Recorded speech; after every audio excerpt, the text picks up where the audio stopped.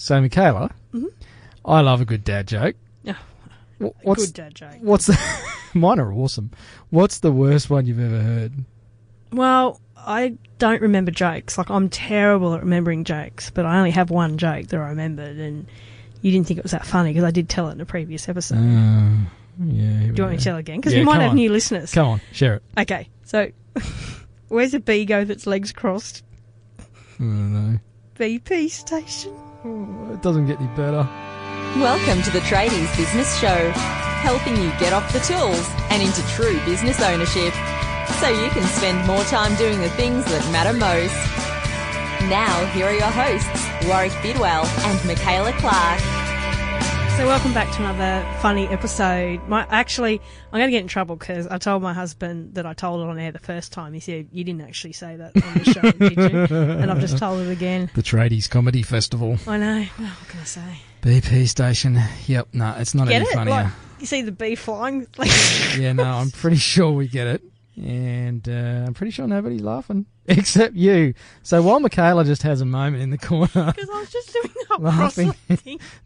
We should have periscoped that. So if you tuned into, I don't know which episode it was, but we had a go at Periscope recently, and we will do it again, and we might have to do some visual gags or something. Welcome back to the Tradies Business Show. My name's Woz. Promise it gets better than this. Yeah, and we're joined by the hilarious Michaela Clark. I'm going to be in the Brisbane Comedy Festival. I know it. Absolutely not. So today it's another Woz and Michaela episode today, and I'm actually going to have a rant.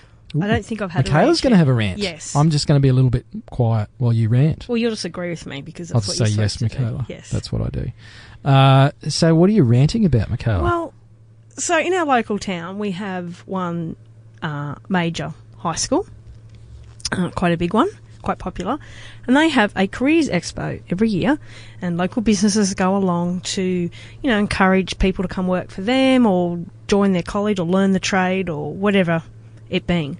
And this year, the children of this grade 12 have said to have no tradies there. Sorry? There's a career expo and they've requested, no, we don't need trades there. Why? Any ideas? Well, I'm not really sure. Do they not think that's a thing that they're going to want to do? It's interesting, isn't it? So isn't this interesting that these young people are seeing no future in a trades? They probably want gaming and coding and designing and who knows. Fancy podcasting. Maybe like some tradies should sneak in masquerading as gaming coders or something like that. But what's this saying for the industry? I know. It's obviously not putting a good image out there. No, and don't these people understand that they can get a trade? There's always going to be trades needed. No matter how many robots come around, they're not going to always be able to fix your leaking toilet or build you a house. Well, maybe, but... No, but it's a good point because... It's something that we're always going to need. It's something they can easily start and be their own business. Scale it up, grow it. Like, it's one of the easiest Humans will always live in houses and drive cars and, crap in toilets and block them up with too much paper and all that sort of stuff. Sorry for the visual there. Yeah. We should have done a Periscope on this episode. But machines will write their own code one day. Like, it's actually already happening. And I'm always fascinated by the people that say, I'm going to get my kid into coding because that's the future or gaming or whatever, because everything will be based around that, except the intelligence required for that is already being developed in computers. But as you said, it's not going to be feasible to send a robot around to one of the millions of homes in Brisbane, Sydney, Melbourne to fix our electrical wiring, or like that requires human physical dexterity and everything. So there's a massive future in the trades. And there's not enough trades around in some trades. People can never find one. Yeah. They're screaming out for good ones. There's always this labour shortage thing. They get sucked off to the mines or whatever the next boom town is. So I find that fascinating, particularly the area that this school is in that you're talking about has a high prevalence of trades. Like that's a big and it's a big booming industry. area. Yeah. It's a growing region. Huge population growth. Yeah. So lots of housing. I don't know, young people don't want to do work? dirty work. actually don't work wanna hard. pick up heavy things, and they're reading all about this entrepreneurial spirit where you can make all this money online and the world's fantastic, and you just do a viral video and you'll be the next millions Kardashians. of YouTube views, and I don't know. happen. I just found it amazing that this school didn't want to have, any trades represented at their big career expo. It's quite a big event in the area, like it's known, and a lot of businesses go to it. And so what can we do as an industry? Well, I'm going to answer that question from my own perspective, Michaela, but I'm going to throw, and we haven't talked about this, so bear with me. So the listeners get to hear a planning session, because this is kind of how we plan. I want to do a follow-up episode to this after we get some feedback from our listeners, and we'll go through some of the comments, and we might even try and record. Actually, I'll tell you what, listeners, here's something. Go and do this for us. Go to our website, tradiesbusinessshow.com, and on the homepage you will see a link or a little widget thingy to record a voicemail. Okay? Now, don't worry, we'll make you sound great. I'll put some, like John Law's tone to your voice when we edit this into the episode. But leave us a voicemail with your thoughts. Give us a minute or so of what do you think could be done. And I'll edit all those together, and we'll put those up as an episode. So here's your opportunity to get your voice on our podcast. Go and leave us a voicemail on the website, tradiesbusinessshow.com, about this particular issue, is why do young people not want to hear from trades at a careers expo?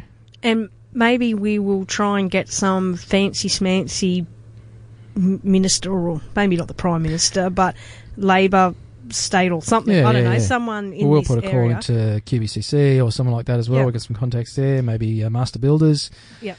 And just see if we can find out what's going on here. So my perspective, so go leave us a voicemail, listeners. Do it straight away. Don't leave it till later. Go and do that now. And just the other point that I've realised, that if, we're not going to have people doing apprenticesps. We're going to have a staff shortage for people that are already existing if we haven't got young people. Imagine if this is happening all around the country.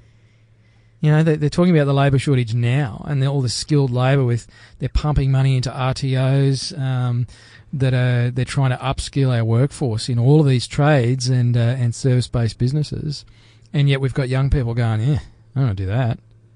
So where are we going to be in 10 years? And maybe we try and get a student on maybe to say why they wouldn't Great be idea. interested. So there's a live planning session, listeners. You're welcome for being involved in that. High-tech stuff.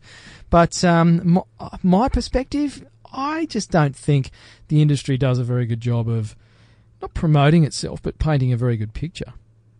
It's not a unified industry. We've got this sort of, divided industry where we have the plumbing industry and the electricians and the builders and the tilers, and they don't really coordinate very well, I don't believe. There's not one overarching body that really represents trades and licensed trades and even people. Between state to state bodies. So, they can't even coordinate often, industries within state to state. So And don't get me wrong, QBCC does a great job up here in Queensland. The Housing Authority in New South Wales does a great job, but they're even run completely differently. Housing Authority in New South Wales is part of the government. QBCC in Queensland now is no longer actually part of the government. It's part of, if you didn't realise that, it's actually a standalone organisation. It's self-funded from your licensing dollars. So they're even run completely differently, and I don't know what the situation is in Victoria. But it's probably something different as well, and the same in the other states. So we just have this weird fractionalism amongst the trades, and I just wonder if that's part of the issue. Whereas you look at, say, accountants, there's two bodies in Australia. That's it. I mean, there's a couple of new ones that have come through in recent years, but those two bodies probably cover 80% of the accounting profession, and same with financial planners. There's one. And, there's 400,000 tradies in Australia, roughly, and not one body representing all those people. Yeah. It's maybe we should isn't start our own, lobby Let's group. start our own. Have everyone join. So I listened to a great episode of the Tim Ferriss show. Yep. G'day, Tim, if you're listening. Highly unlikely that Tim listens to the Tradies He only Business works Show. 4 hours a week, and I'm sure one of them is listening to us. But I'm trying to find the episode number here.